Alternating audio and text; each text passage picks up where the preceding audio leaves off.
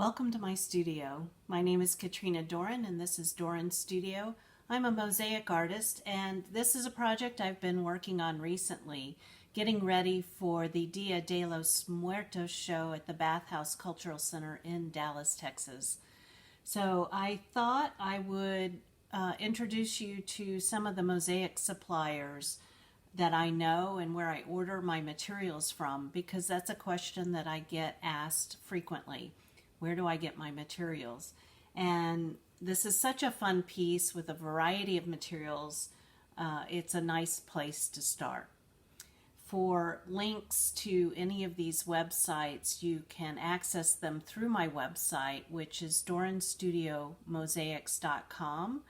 And there is a resources tab, and under that tab are links that open up into a new page to each of these mosaic suppliers. So let me begin with this beautiful red glass. It's a red vitreous glass. This is the format that it comes in. It has little beveled edges and grooves on the back. It's a traditional vitreous glass mosaic tile. And this glass, as well as this unglazed Portuguese porcelain, which is known as, the brand name is Cinca, C-I-N-C-A. These two products come from Wits End Mosaic, witsendmosaic.com. I then have this orange and this copper mirrored glass tile. The copper mirrored glass tile is suitable for interior and exterior applications, as are all the materials that are applied to this skull.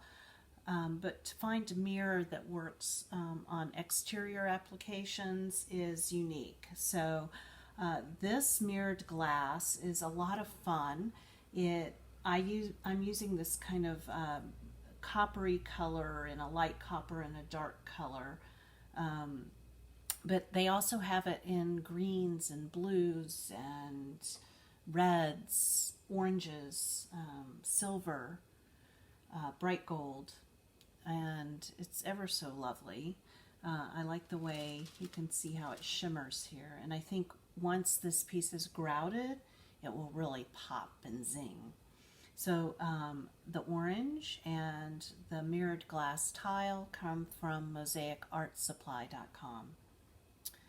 Next we have these handmade fused glass dots. I really like how well they're varied in size, which works so perfectly for these butterfly wings. You can see there's a variety of sizes, and I've been able to undulate them around the wings just perfectly. Those are made by Lisa Bonin from, I think it's Bonin Glass Designs, and Bonin is B-O-N-I-N, boninglassdesigns.com. I then have these tiny little tiles that look like, Chiclets, the chewing gum, or confetti. Those glass tiles and these penny rounds, and you can see here, down here, I've cut the penny rounds in half to make this beautiful scalloped edge. Those pieces, and I believe down at the base here there's some lime green vitreous glass tiles in a nice small format. Those products came from marylandmosaics.com, and that's M-A-R-Y-L-A-N-D, marylandmosaics.com. I'm trying to think what else I have on here. I have this beautiful turquoise glass tile. It's this format, and this is a vintage glass tile that one of my friends gave me. I believe it was possibly made in Mexico. It's a beautiful, beautiful glass tile, and it was used on a very famous mosaic here in Dallas, so it's my stash now and uber special to me. So anytime I place it on one of my mosaic works, it feels that I am imbuing the piece with an extra touch of magic.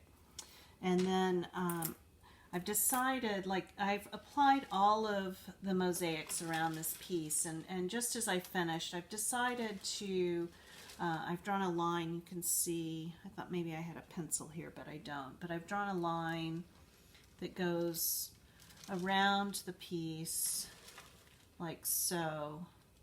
You can see here, and then all of these areas I'm going to fill in with turquoise glass, and I've decided to do that because I'm paying homage to Mesoamerican skulls. They were actually human skulls that had been mosaicked with natural turquoise, obsidian, and a red shell.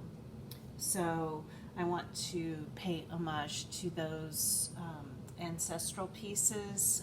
Not that they're my ancestors, but that they're exquisite works of art. They were probably sacred works of art, and we may never know the exact intention or meaning of those pieces, but what they give me is a relationship to history. And as a mosaic artist, knowing that there are mosaics that date back for over 5,000 years throughout history, throughout cultures all over the world, I feel honored and privileged to use this medium as my own contemporary medium. So when I explore the cultural motifs of other peoples, I'm learning about history. You know, I know some people seem to have issues or concerns around that, but for me, it's a history lesson. So, and a privilege, a real privilege. So what I'm going to do is use this vintage Mexican glass tile and some other tiles that I don't think they make anymore either, called Sicis, S-I-C-I-S. They're an Italian glass tile. And I think the variation of colors, I don't know how well you can see these, but I think the variation of colors will create more of a palette similar to natural turquoise. So that's that bit of mosaic supplies. And then I also sculpted these caterpillars that are coming out of the skull. And these I sculpted with a two-part epoxy, where you take part A and part B and you mold it to, or you model it together. You make one consistent color from it, and then you can sculpt pretty much anything that you want, and it sticks to almost anything that you want. It then gets really, really hard. You can sand it, you can paint it, and these little caterpillars are going to get painted. But this particular product comes from Aves Studio, A-V-E-S, and I believe it's avesstudiosupply.com. And this is their exterior grade two-part epoxy, and I colored it with colorant.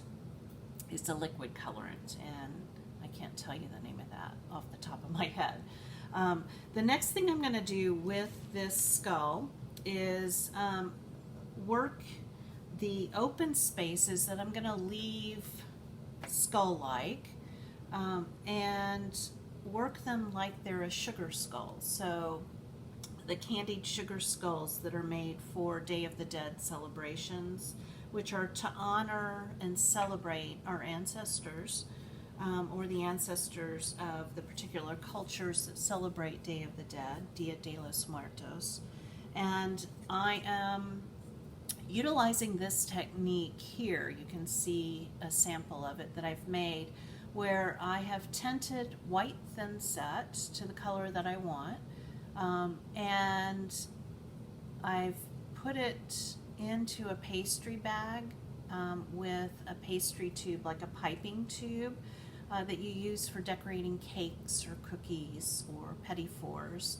And then I'm going to apply this kind of vine pattern across the mosaic that's been left unmosaicked.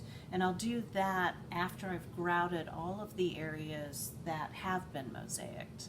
So please stay tuned and see updates on this project. I really appreciate you watching my videos. Again, my name is Katrina Doran. This is Doran Studio. I welcome you to my world.